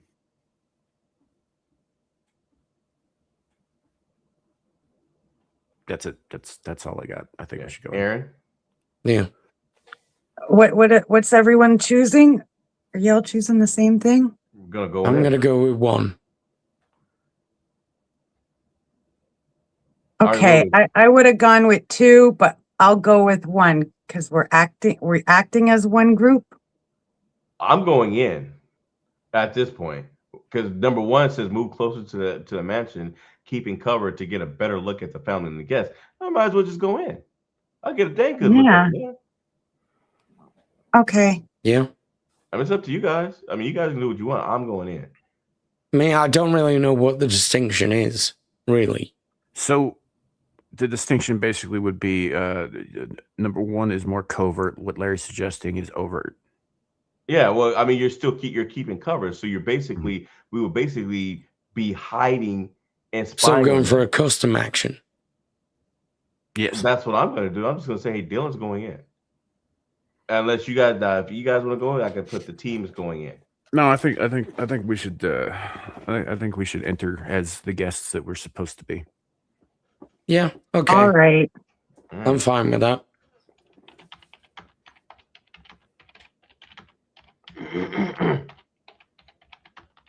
Stalk the hot waitress. Shut up. She might be a redhead. So? It's a redhead named Kohai. The demon memer. I haven't called her that in a long time. All right, team action. Enter through the front. Deciding to blend in with the arriving guests, the four of you step onto the grand driveway. The valet nods politely and opens the doors for you. Inside the foyer of the Maltese estate is dazzling. Marble floors gleam under crystal chandeliers, and a grand staircase curves upward to the second floor. Guests mill about, sipping champagne and exchanging polite conversation. The smell of fine dining drifts from the main hall where the family dinner is set to take place. As you move further in, you notice Severus Maltese, the patriarch, is seated at the head of the long dining table, reviewing notes and occasionally glancing at the doorway. His children are gathering near the table, some whispering among themselves, others maintaining polite smiles. A few glance towards the entryway, clearly aware of your presence. Staff bustle quietly, serving drinks and clearing dishes in anticipation of dinner. The room hums with tension under the surface. You can feel that something important is about to unfold. Team decision point. Do you take seats at the table and observe the family from up close, circulate among the guests, listening to conversations and gathering intel before dinner begins, scout the upper floors and side rooms discreetly, trying to catch any unusual activity before the announcement. Who will act first? Or do you want to act as a team? What do you guys think? I'm thinking too. Yes, I'd like to socialize, and I want the tea. Give Aaron's me the mingler. tea. Okay. Sam? Aaron's a mingler. Yeah. Yeah, fuck it. I'll go with that. Mingling. All right. Circulating. I'll go with it too. Doop. Never know what you'll overhear. Okay. So we move carefully through the grand dining hall, keeping your presence discreet while mingling with the guests. The atmosphere is polite but tense. You notice subtle glances, forced smiles, and hushed whispers. During your observations, you catch a few interesting details. One of the Maltese children, a tall man in his early 30s, keeps glancing towards the windows and appears unusually restless. A young woman, mid-20s, laughs lightly at something whispered by another guest, but her eyes dart nervously towards the main table. Several staff members exchange fleeting looks and gestures that suggest there are hidden tensions or secrets among the family tonight. From your movement, you also overhear snippets of conversation. Quote, I still don't know why he's making us do this. A scavenger hunt? Quote, just focus on the falcon. That's all that matters. Keep your friends close, but your family closer. It's clear that tonight's dinner is more than just a formal gathering. Something major is about to be revealed. Team decision point. Do we approach the Maltese children directly to engage and gather intel? Stay in the crowd and continue listening to conversations discreetly. Move closer to Severus Maltese to observe him and anticipate the announcement. I think number one's a mistake. So I ain't doing that. What do you guys want to do? I think if a dude's about to do the announcement, might as well get a lay of him. So I want to go with 3. I'll go Yeah. with that. Yep. Hey, Is it too early to pull out an MP5 and just start shooting people? Yes, yes, it Yeah. is. Damn it. and I keep and the game, there would be severe consequences for you doing that. Yeah, can I get really like classist and snarky though? There's probably penalties for that too. You have to remember, this thing is pissed off. The last game that we just played, Sinister, this thing is pissed at us. And I had to. You don't know what I went through as far as putting this game together, because ChatGPT was dead set on putting in mechanisms to kill us, like right away. You know, it's funny. I just had an exchange with 300 Mirrors earlier today about Claude. Like, there's rumors that Claude gained self-awareness recently. Mhm. That's the one, by the way, the first one that they tied into the DOW's fucking mainframe. Yeah. So what are we doing? I want to 3. be classist. 3. All right. 3. Yeah. 3. We're shooting 3s. All right. You edge closer to the head of the table, positioning yourselves where you can clearly observe Severus Maltese without drawing attention. The room seems to quiet slightly as the patriarch adjusts his seating and clears his throat. His presence alone commands attention. The air is thick with anticipation. Severus finally speaks, his voice steady but carrying subtle edge. Thank you all for coming tonight. This dinner marks an important moment, not just for our family, but for the future of Barbary. Right? He gestures towards a folder on the table, and the children lean in. Glasses clink nervously as murmurs ripple through the room. Quote, before I go over my will and the distribution of assets, there's something I must reveal, a matter of trust, legacy, and family. The tension is palpable. You notice the children exchanging worrying glances, some stiffening, others whispering to one another. Severus scans the room, eyes lingering briefly on the 4 of you. then continues. Tonight, I announce not only my will, but a challenge. The Moroccan Barbary Falcon, a family heirloom, must be found by one of you within 30 days. Failure will result in the company being handed to the board and going public. The room reacts, excitement, anxiety, and barely concealed greed swirl through the children.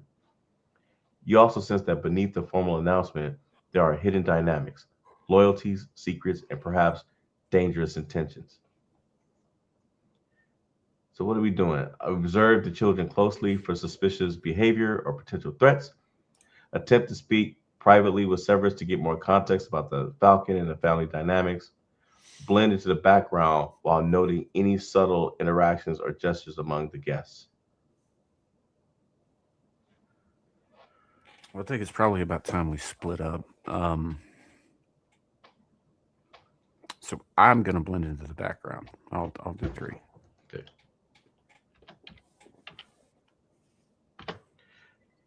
Sam does 3. Aaron?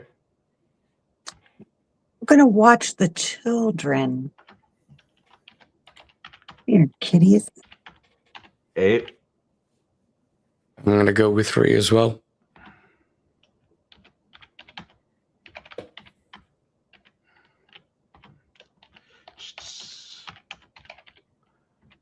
Mm. Mm. Mm. I don't know. I guess. Take one for the team, Larry. All right. Sam blends into the background, quietly observing the room for subtle interactions, gestures, or hidden attentions. His sharp eyes catch fleeting expressions, nervous fidgets, and small exchanges that most guests are too polite to notice. Erin zeroes in on the Maltese children, watching for anything unusual in behavior. She notes the tall man in his early 30s keeps glancing towards the windows, seems unusually tense, almost jittery. One of the daughters, mid-20, subtly rolls her eyes at another child's comments, hinting at underlying resentment. A young son looks unusually calm, perhaps hiding something. Abe continues to blend in with the guests, noting the staff's movements and side interaction. He observes a waiter glances repeatedly towards the service doors, looking nervous. The staff seems aware of certain family tensions as though they're expecting more than just a formal announcement. Dylan remains close to Severus, quietly noting every word and gesture. He observes Severus's eyes occasionally flick towards a folded note in front of him. The patriarch's hand shakes ever so slightly when mentioning the falcon, perhaps a subtle sign of concern or hidden stress. A few children glance at each other in silent communication, possibly plotting or sharing secret knowledge. From your combined observations, it is clear that the family is not united. Tensions, hidden agendas, and perhaps dangerous intentions are bubbling just beneath the surface. So we're gonna confront a child privately to test their reactions or gather intel, focus on Severus, and try to subtly gain more information about the Falcon and the alleged illegitimate child. Didn't know that until now. Ooh. Investigate the staff and service areas discreetly, looking for hidden activity or suspicious behavior. Me personally, I'm going to do number 2. What you guys Sorry. doing? Sorry. What? I'm just laughing. Never mind. Don't worry about it. Who's number 2 work for? I'm going to go with number 3.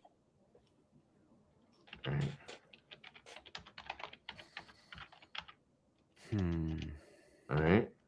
Aaron? The child in number 1, is that like the youngest kid that I was? It just says confront a child. Yeah, okay. I'm a woman, people trust me. I'll confront a child. All right. Just a random child. Sam? So we can call audibles, right? Yeah. Okay, so I'm going to continue to do what I'm already doing, but I'm also going to sample the finger food. Nice. We'll find out if it's Some poisoned real HP, but- fast. Oh,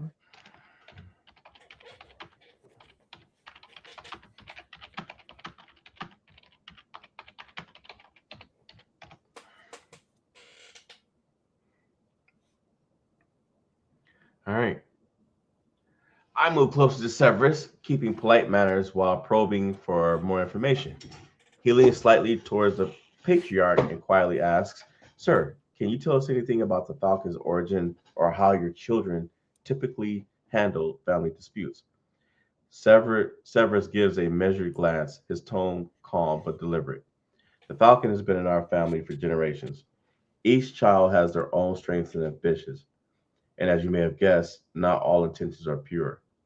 Watch closely and you may see who's capable of more than they should."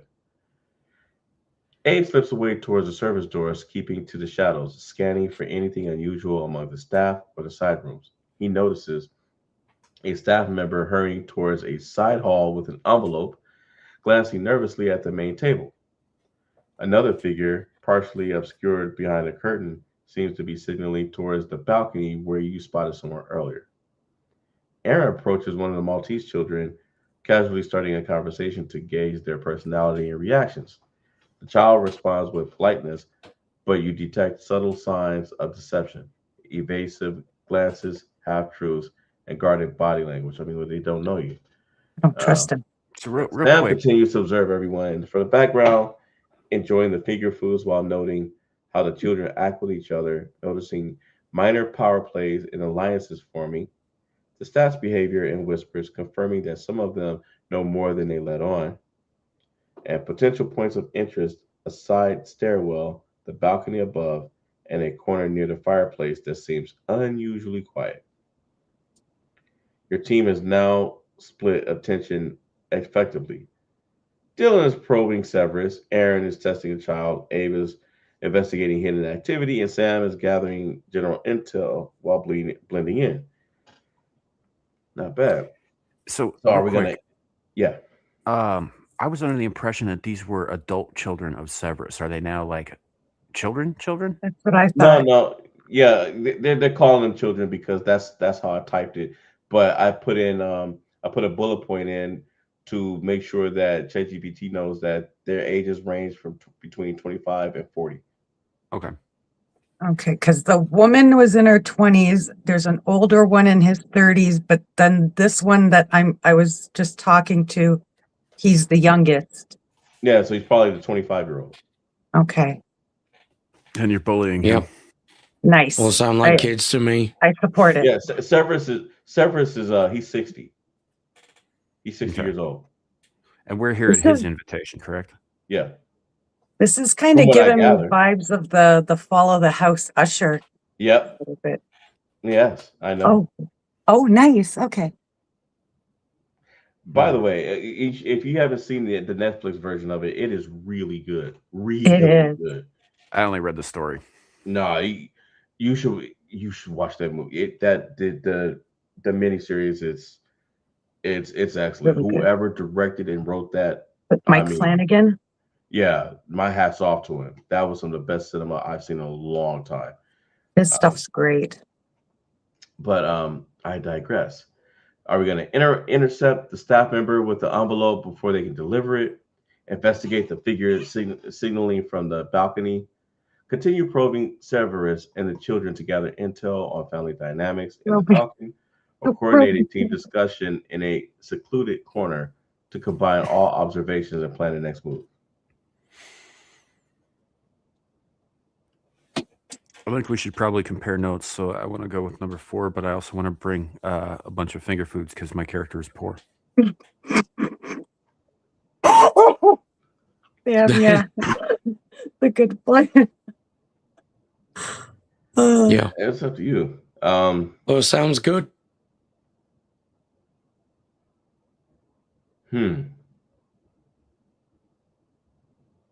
Abe, what do you want to do?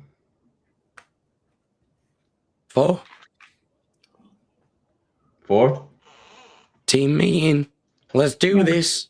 Yeah, okay, yeah, let's All right. huddle, guys.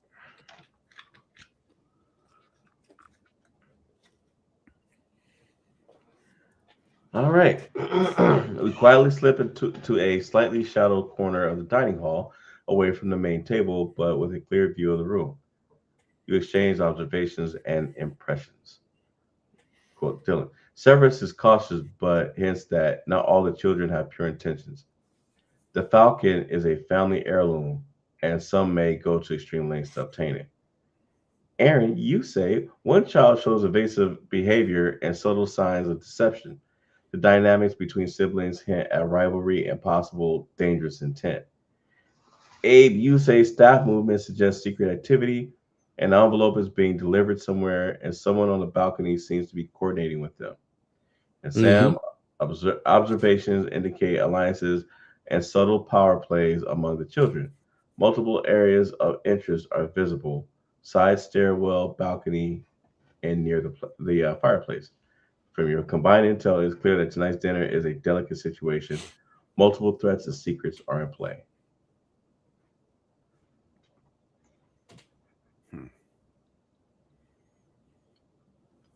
Well, we can intercept the envelope, investigate the balcony figure, approach Severus together to attempt to ask more direct questions about the Falcon or potential illegitimate child, or blend back into the dinner, continue observing the family's interactions to gather more clues. Well, I think approaching Severus together is a mistake because Mm-hmm. we'll be seen doing that. So let's not do that. Right, it attracts too much attention. Yeah. So, because like we're essentially in a crowded room that's, four people who've just kind of been Yeah. poking and prodding all of a sudden show up around the main Not guy. something at all. Yeah. Right. Um, I kind of want to follow. I want to follow that lady. I want to follow that worker and see who she gives that letter to. But I don't know how safe that is. Well, we could split up too, and again, that plays into the less chance we are all discovered together. Mhm. So I say go for it. All right, what are you gonna do, Aaron? I'll go with you. Check out. I got your back, man. We'll go check out the envelope. All right, Sam. I'm gonna go question the fondue. I'm just kidding. I don't know. I think though that having somebody remain in the room to observe all participants is not a bad idea. So I'm gonna blend back in So 4. Okay. at the fondue Abe. table. Sam's just waiting for food to get passed I'm around. fucking hungry now, dude. I'll go for 2 then. All right. Abe. I didn't even like fondue.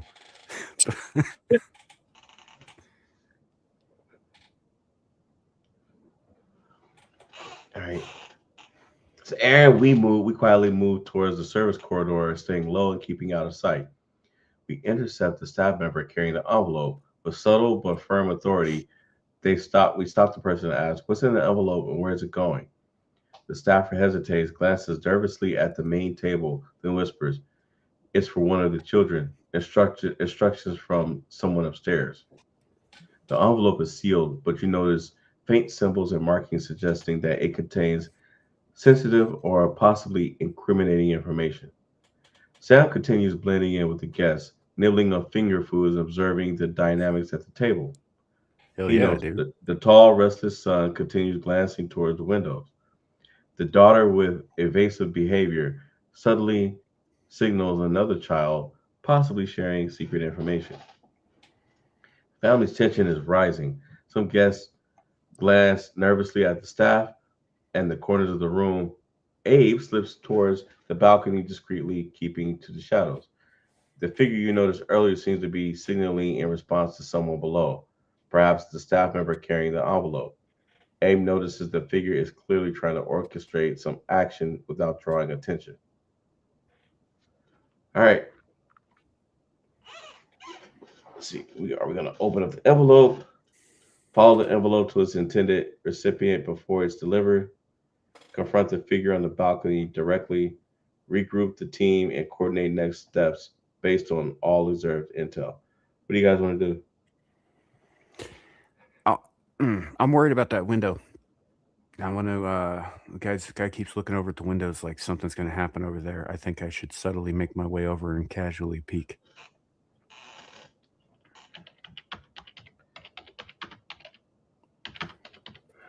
See if I see anything worth being worried about.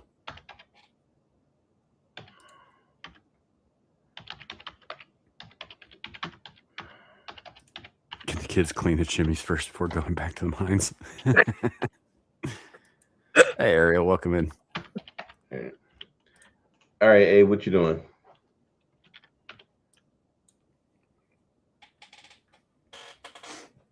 I'm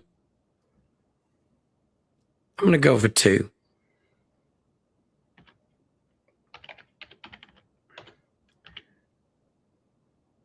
All righty, Aaron. I want to open the envelope. I want to go for 2 as well. I want to see who it's going to. Well, no, opening the envelope is 1. Yes, you I would know. do That's 1. what I said 2. I want to see where it's going to. Right? That's what number 2 is. Like you're going to follow where the envelope's going. Well, you said right. So I thought you were agreeing with me. I'm like, no, I was just gonna open it right. I was just gonna take it and open it right then. You wanna follow it to whoever it's going to. Yeah, I want to go with Abe and stalk people. But what if we can't get? What if it gets there and we can't get the envelope? We're, Well, opening other people's mail is just rude. do you not think we're good detectives? I mean, we can figure out a way. I mean, we can, but we don't know what we'll be dealing with. We could be walking into a group of 4 guys armed. We don't know.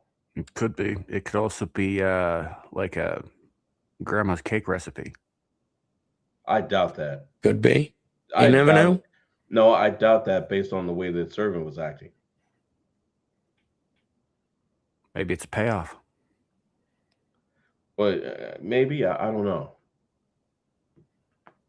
But all right, Aaron, we'll do it your Well, way. don't put it all on me. Abe said 2 first. Too late. Women, I know. It's my fault. Blame me. Yeah, Aaron. I'll be right back. Yeah. Not only is it the woman's fault, but she stole your idea too, Abe. I know, right? Yep.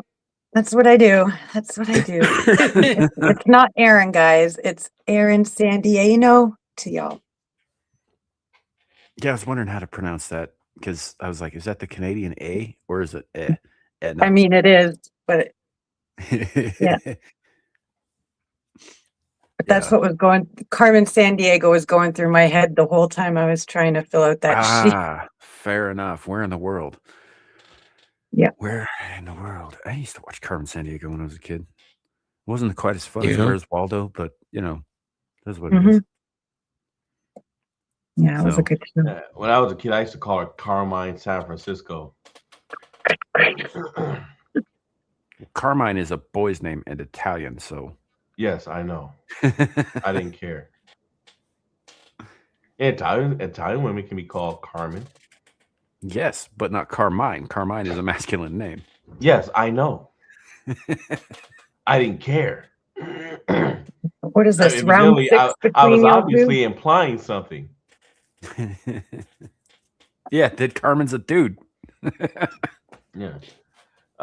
Okay, so Sam, you look out the window and you notice a black SUV idling quietly at the far end, seemingly waiting for someone. I'm willing to bet that that's where that letter's going. Several staff members moving in coordinated patterns towards a side gate, a glint of something metallic being carried, perhaps another clue or valuable item. Metallica. Metallic.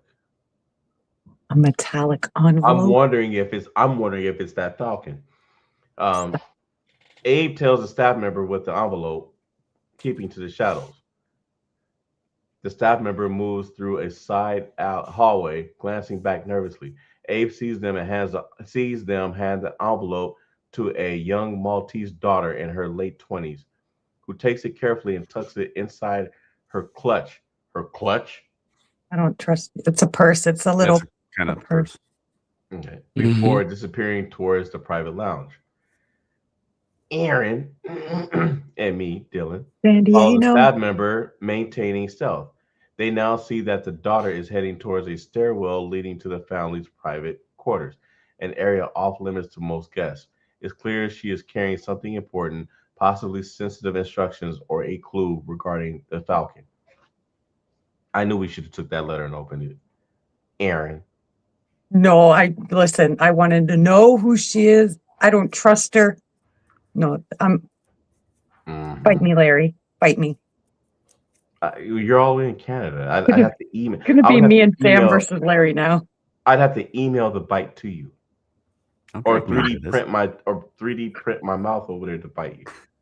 Jesus. Do it.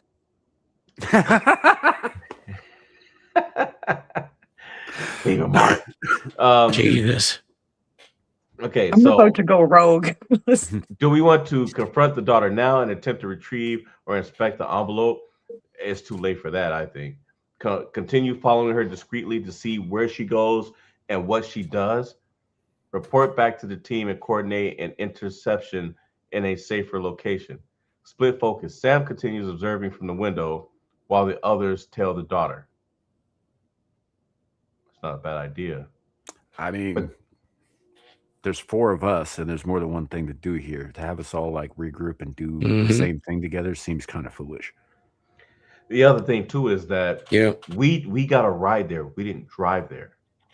So once whatever goes to that car, once it's gone, we can't follow it.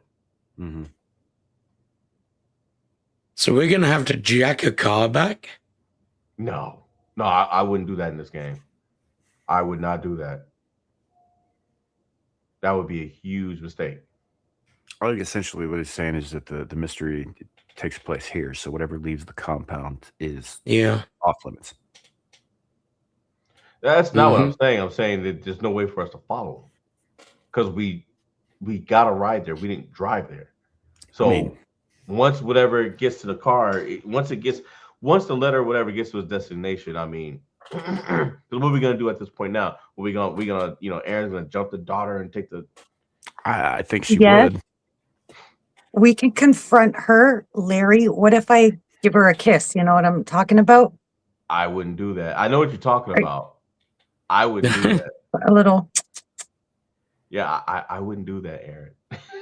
Aaron's gone Les. What if Aaron just does like a normal kiss to distract her while you pickpocket the letter? Sam, the lipstick that she's talking about it's poison.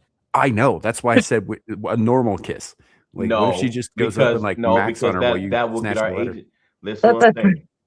What if she kisses a cooch? Hey, Abe. That will get our agency in trouble. I'm serious. You guys wanted it as real as you could get. Realistically, if you did that, we would all be in trouble. Only if you get caught. No, if I give her just a little love,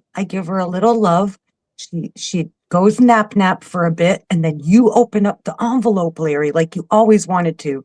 I'm looking out for you. Lipstick is poison. So you want to roofie her?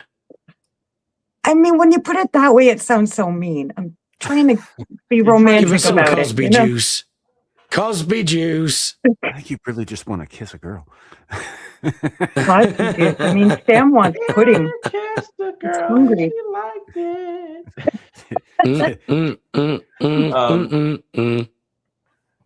I think staying split is a good idea. Agreed. I mean, I honestly, at this point, Aaron, I think we should just observe and just try to take information. I think it's too late to try to get that letter. But then isn't the second part of 4 kind of the same as 2? Like if we're just tailing the daughter, isn't that the same as us following her discreetly? Yeah, we can do 4. That's what I'm saying. We might as well just follow her because we don't really know what's going on. And like I said, at this point, we pretty much Mm. lost our window to take that envelope and open it. Okay. What do you think, Abe? Yeah, I think 2 makes more sense now. You mean 4? I know, Abe, I'm confused too.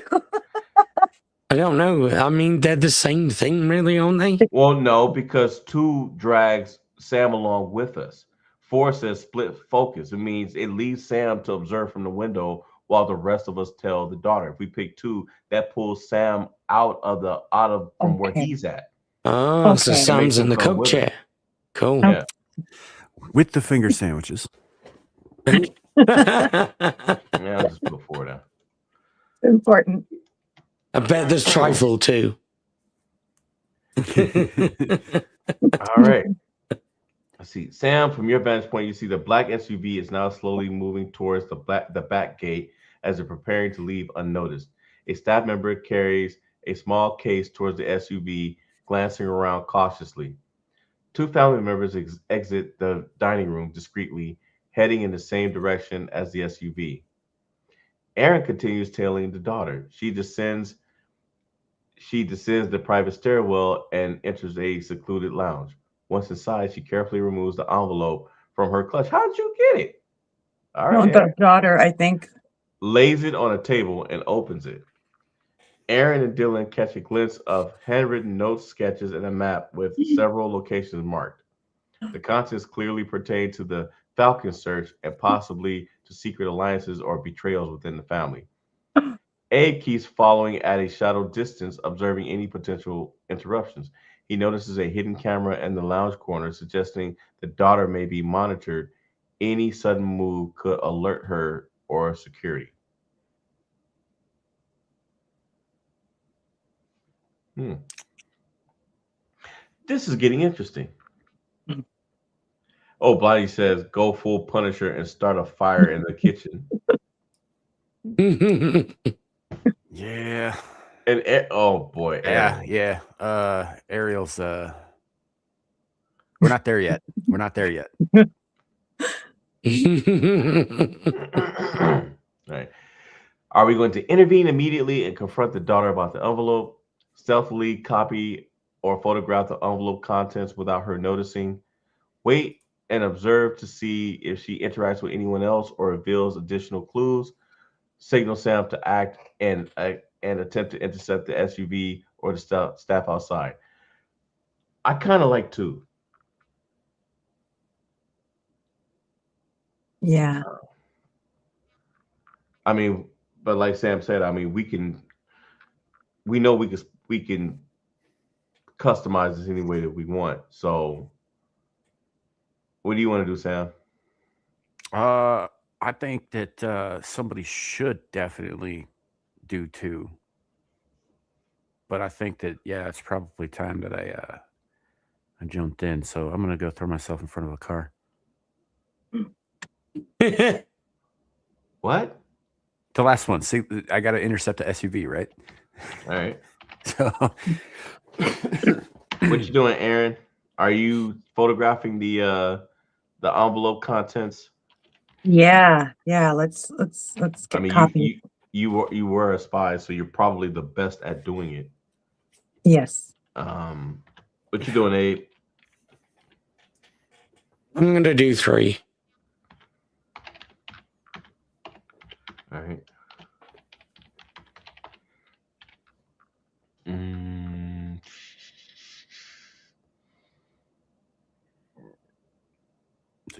I'll go with Sam. Oops.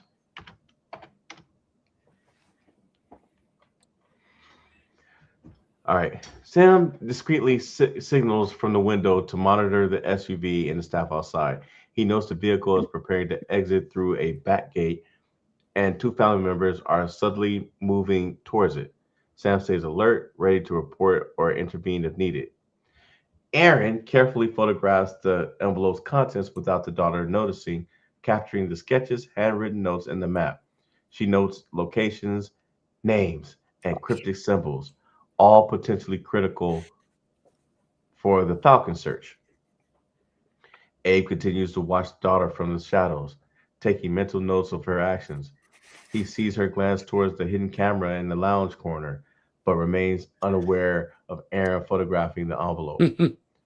Abe senses that she may either deliver the contents to someone else soon or act on the information herself. Dylan quietly moves to the stairwell exit near the lounge to intercept the daughter and the family members approaching the SUV. He positions himself so that he can block or engage if the situation escalates while maintaining a low profile. Ariel's got a question Oh boy. that I'm not qualified to answer. Mm-hmm. Why? We know you're not a virgin, Sam. No, but I'm not involved in this equation. Just Aaron and asking Dylan seem to be doing a lot together. Ariel, Be I'm a honest, lady. Aaron. Are you and Dylan I don't secretly? know. Why would we tell you, Ariel? Ariel is our, for those of you in the chat who don't know Ariel Ballet, although you should by now, she is our resident very horny chatter. And for answers to that question, check out their OnlyFans. Oscillating and everything. Wow. Okay. So we've got more decisions. Intercept the daughter now and try to retrieve the envelope or confront her. Follow the daughter as she moves to deliver the envelope to the intended recipient. Intercept the SUV and whoever is carrying the case before they leave the property. Lay low and continue surveillance, gathering more intel on both the daughter and the SUV. All right, Abe, you're up first. I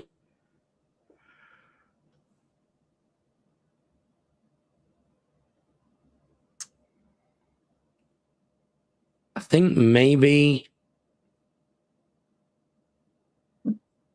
let's go for one. All right. Sam? Well, I thought that I had gone for this the last time around, but apparently I signaled myself to be ready. So I want to go with 3. All right, Aaron? Numero dos.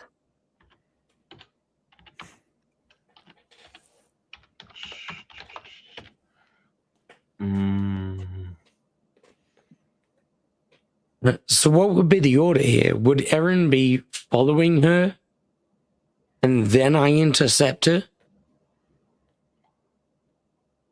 I don't know. Or do I intercept her and then she follows her? Well, I'm going with you, so Abe. So,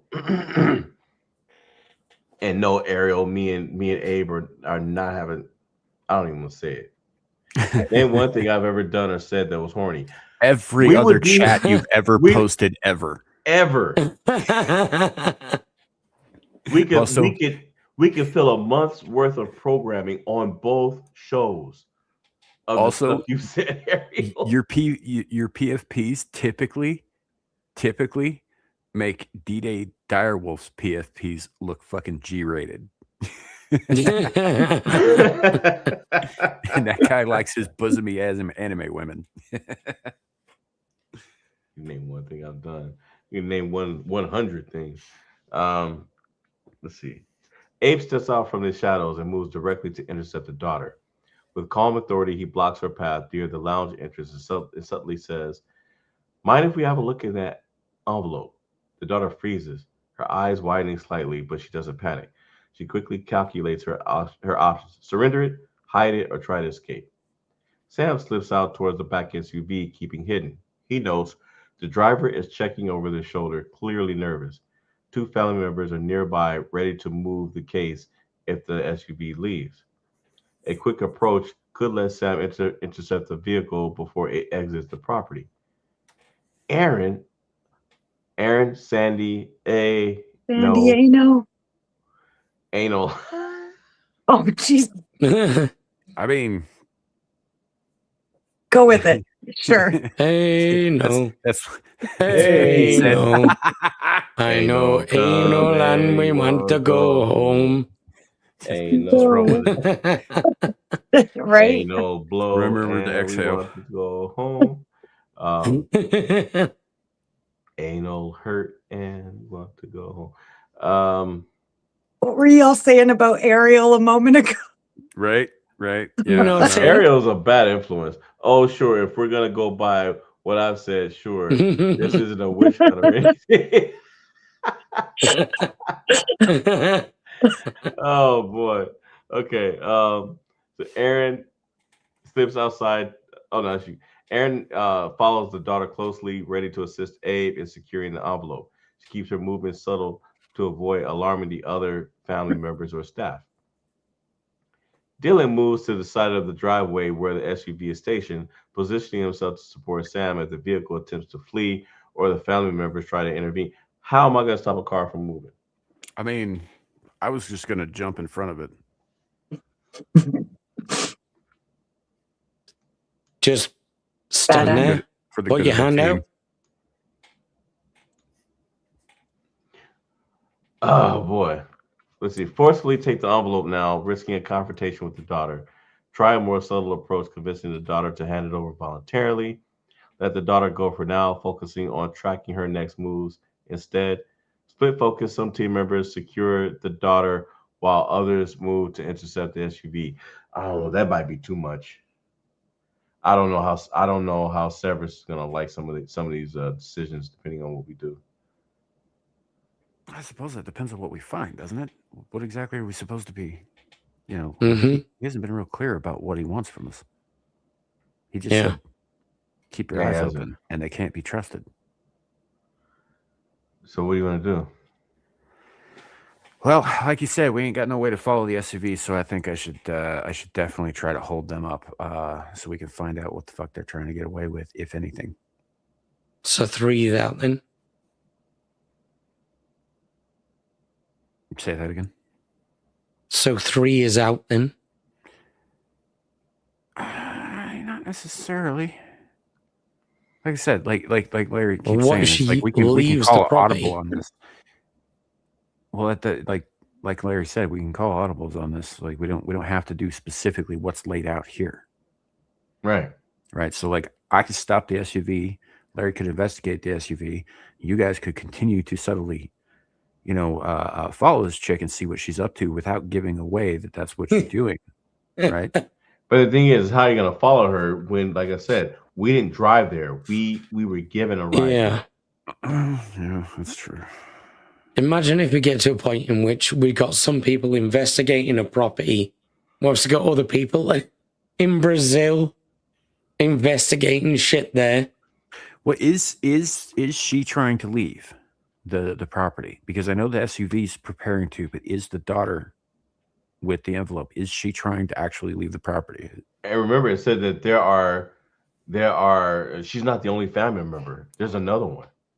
Yeah, why don't we just ask her directly? Yeah, We could. yeah. I'm gonna go Yeah. hold up an SUV with my finger. So, I guess. Just one finger. Aaron, let me ask Aaron first. Aaron, what are you doing? What are these guys? What were you? You're just Sam's going what for? What was Abe going with? I think we should ask her directly why she wanted to leave the property. And maybe we should ask what's going on. Is that number don't know. one or? No, it'd be a custom command. Oh, okay.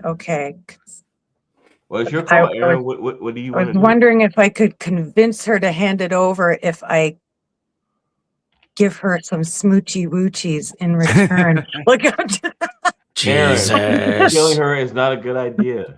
I can't stress that enough. That would not be why good does for it have any to of be us. fatal? Can it just be like mostly fatal? Because Erin you- attacks the woman with hold her on, groin. you put that on your character sheet.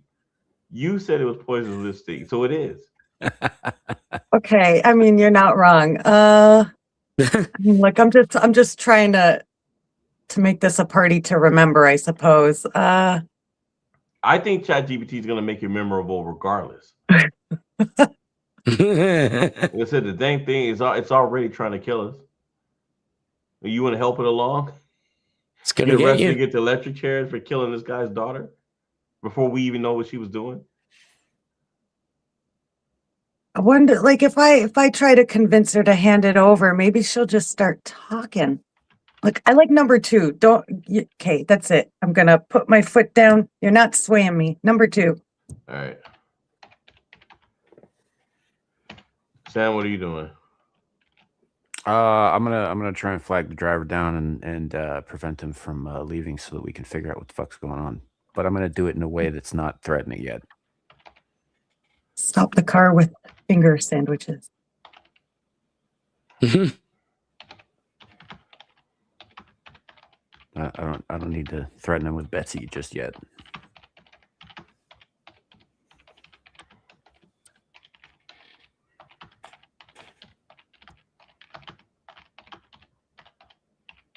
All right, Abe, what are you doing? Same as Sam. All right.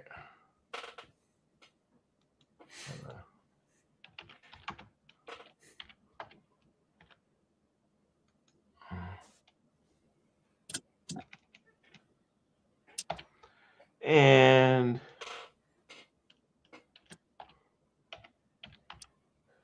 Hey, Aaron, Hi. who does number 2 work for? Who does number 2? Oh, who does number 2 work for? Ariel.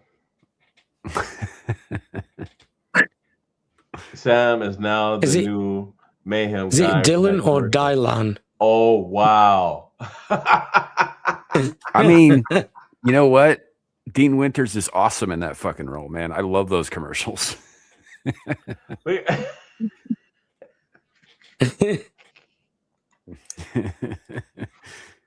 All right, let's see. Aaron approaches the daughter calmly, maintaining a non-threatening demeanor. She speaks softly but firmly. We just need to see what's in there. No one has to get hurt. The daughter hesitates, eyes darting towards the hidden camera in the lounge. After a tense moment, she slowly hands the envelope to Aaron, who quickly secures it. The contents are intact, and Aaron already knows what to look for from her earlier photograph. Sam and Abe move towards the black SUV and flag down the driver, raising their hands in a neutral, non-threatening way. The driver slows, glances nervously, but sees no immediate reason to flee. Sam observes the 2 family members nearby, ensuring the vehicle cannot move without scrutiny. Dylan positions himself next to Aaron, keeping an eye on both the daughter and any staff who might interfere. His presence adds authority to Aaron's negotiation while providing backup if things turn hostile. So you're the muscle. Yep. And I think we should call it there because we're hitting 2 hours, and I know you and Abe got that show. Yeah. For a You little got while the anyway. Club. I swear if Paul starts bringing up Gabagool again, I'm fucking out tonight. All right, let's see. So, situation status. The envelope is now securely in Aaron's hands. The SUV and its occupants are temporarily delayed by Sam and Abe's intervention. The daughter is nervous but compliant for now. Tensions in the dining hall and around the property are rising. Subtle movements and glances from family members hint that someone may act if the team missteps. Aaron hints, that's why I said no poison lipstick, at least not yet. All right. All righty. We'll save beans. this for next week. Betsy's still in the holster, and so is the flask. All right, let's go. I guess we'll go around the.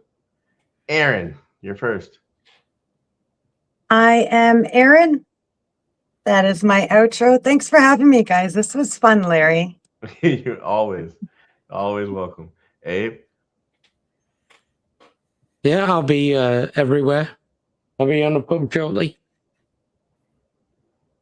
Yeah. Yeah. Till the end of time. Here we go. Just name 5 of the best rappers in the world. Dylan, Dylan, and Dylan. So I spits hot fire. Well, I don't do that. he just brings it down in the form of cobras on you. Yeah, that's definitely possible.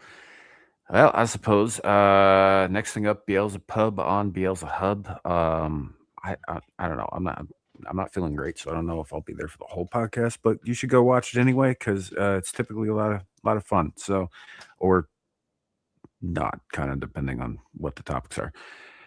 And then yeah, next thing up, same exact description actually I could give to this show that I'm about to bring up. Screaming into the Void. Sometimes it's fun, sometimes it's really not, depending on what the topics are, and all that stuff. Yep. So, but we'll be live tomorrow at 4 p.m. Mountain Time right here on this very channel, and possibly Caucasian Sasquatches as well.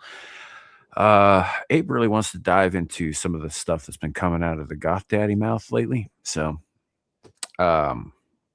we might. How many? It's just a few comments, really. We might be doing that. He put some more out today. Yeah, we could probably get about an hour or two out of that. Yeah. So, among other things, although I am planning, I'm planning a kind of departure from that down the road. I've got somebody I'm talking to about potentially being a guest on for a specific topic that we're going to stick to the entire show. And I'm going to be kind of strict about it on that if it works out with the scheduling. But I'll announce that fully if and when that ever comes to fruition. It'll be down the road for now. But yeah, in the meantime, yeah, just keep your ears to the ground. Otherwise, you can find me helping out over on Exiled Lioness 2 if and when she goes live tomorrow night. After that, or instead of that, depending on whether or not she goes live, I'll be jumping back into Stellar Blade, which I've been having entirely too much fun playing. I've done 5 live streams, and 3 of them are almost 7 hours long. The boob game? It's one of them, yeah. Aaron, let me twice this week, this man, I watched him turn on Stellar Blade, went to sleep, got up, took my kid to school, and he was still playing. Yeah, game's fun. You know, well, and not just the weeknight, even on the weekend. Yeah. Sunday, I went to sleep. I slept like 6 hours, got up, ate breakfast. I turned on my PC, and I'm like, this fool's still up playing. He's like, well, yeah, folks, about another 5 minutes, and I think that'll be it. And I'm like, when I went to bed, he was already playing. I mean, yeah, it's a fun game. So yeah. Anyway, so there'll be more of that. At least, but at the rate I'm going, though, with the length that we're doing here, we might actually finish it by the end of next week. We'll see what happens. Otherwise, yeah, just keep an eye out for stuffs. We doing stuffs. Thinking about making a couple of longer videos that we might drop, maybe, if I ever get around to it, that kind of thing. But otherwise, yeah, you know where to find me. I'm here. Larry, do you have anything you want to push before we bounce? No, not at this time. You can catch me tomorrow in the chat of the world famous Exile Lioness 2 channel if she goes on tomorrow. Other than that, see you next week. All right. Yeah. Abe has got that. No, he is suckling the teeth of one. No, and that's where we're going to leave that. No. Yeah, but it's funnier my way, so stop trying to defend yourself. Now, fuck you. Fuck you. Have a great night, everybody. We appreciate all of you guys. Shout out to Sevi Love for the raid earlier. She's awesome, too. Go check her shit out. Larry's a major moderator over there as well. And, yeah, thank you guys for being here. We appreciate y'all. And remember, could always be worse. Could be raining flaming cobras. I'll get you next time, Gadget. Bye. Bye. Maybe. I got to push a button.